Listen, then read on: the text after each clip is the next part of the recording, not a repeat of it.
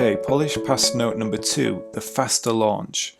So as I said, I think it would be good to get a snappy motion as our guy leaps from the platform for a more explosive action. And in order to address that, we're going to use breakdown keys. So the first thing to do is select all of the controls by going to the outliner, finding the selection set, right-clicking on it and going to select set members.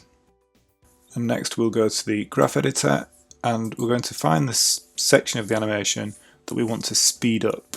So it's this launch area that I'm going to be looking at, and I'm trying to find the section that we want to make snappier. So it looks to me like we want to start at frame 44 and then finish the speed up at frame 50. Now breakdown keys are a really helpful and useful way of quickly adjusting the timing of existing animation.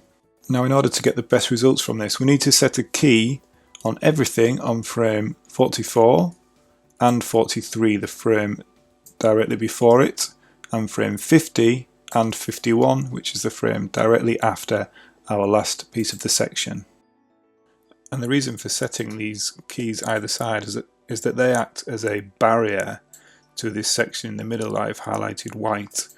The section that I've highlighted white is what we're going to turn into breakdown keys, and we're going to move the keys either side of those. So these ones in the middle are going to squash, whilst the keys outside of this white area are going to maintain their timing. So let's do that. So if I go to keys and convert to breakdown, that's going to switch the ones I had selected and make them bright green, and then I can select either the keys at the end and I can move them to the right and it would stretch the middle, or if I moved them to the left it would squash the green keys.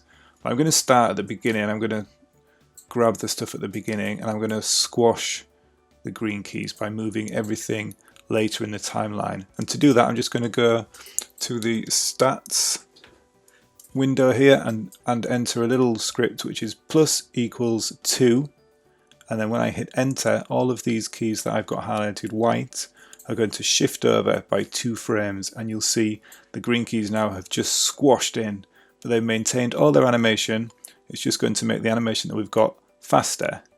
Now none of those keys are currently now on whole frame numbers, they're in between keys, but that's fine, we can clean that up later if we need to. But if I just hit play, you'll see that it's sped it up for us, and already I can see that's looking much better. It's nice and snappy now, and it feels much more explosive. It feels more in keeping with the character. You know, I think if I had stronger legs, then maybe I'd be able to jump as quick as this, a bit more like a superhero. But I think this really helps with the jump of our character. So breakdown keys are a super helpful way of quickly adjusting timing without breaking the animation that you've already done.